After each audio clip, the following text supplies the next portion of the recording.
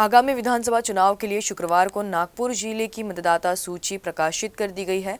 जिलाधिकारी और जिले के चुनाव अधिकारी ने मतदाता सूची के प्रकाशन के बाद नागरिकों और राजनीतिक दलों से इसकी जांच करने की अपील की है। जिलाधिकारी ने बताया कि सूची भले ही प्रकाशित कर दी गई हो, लेकिन नागरिक चुनाव से पहले नाम जोड़ने का आवेदन कर सकते हैं। जिला प्रशासन ने इससे पहले लोकसभा चुनाव से पहले जनवरी के महीने में सूची का प्रकाशन किया था।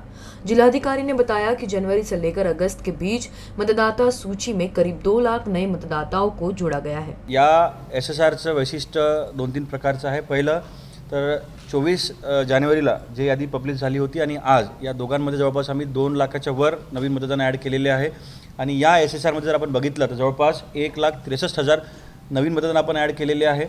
या वेळेस सध्या नागपूर जिल्ह्यामध्ये जर आपण पोलिंग स्टेशनचं आपण जर गोष्ट केली तर 4,610 एवढे पोलिंग स्टेशन्स नागपूर जिल्ह्यात कार्यरत असणार आहेत पुढच्या इलेक्शनसाठी। आणि यामध्ये नाविन्यपूर्ण म्हटलं तर यापैकी 11 मतदान केंद्र हे हायराईज सोसायटीजमध्ये आहे आणि 9 मतदान केंद्र हे स्लम्समध्ये आहे, जेणेकरून तिथच्या नागरिकांना जास्ती चालायला न लागता इन सिटू ते लोक तिथेच त्यांच्या कॉलनीमध्ये वोटिंग करू शकणार। हे पहिल्यांदाच आपण प्रयोग नागपुर में करत आहोत। जिले के चुनाव अधिकारी डॉक्टर विपिन इटनकर ने बताया कि मतदाता सूची का प्रकाशन भले ही हो गया हो, लेकिन नाम जुड़वाने के लिए नागरिक अब भी फॉर्म भर सकते हैं।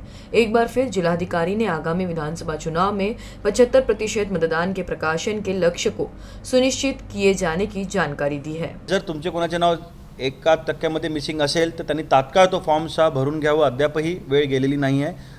बऱ्यापैकी आपण 2 लाखापर्यंत नाव ॲड केलेले आहे, त्यामुळे जास्तीत जास्त नावं ॲड करून येत्या विधानसभेला जे आपण लोकसभेला मिशन डिस्टिंक्शन ठेवलं होतं ते विधानसभेला आपण निश्चितच अचीव करण्याचा प्रयत्न जिल्हा प्रशासन आणि इलेक्शन डिपार्टमेंट ब्रांच पुन्हा करणार आहे। आपलं जर सहकार्य असेल तर आपण जास्तीत जास्त मतदान नागपूर जिल्ह्यामध्ये करून घेऊ।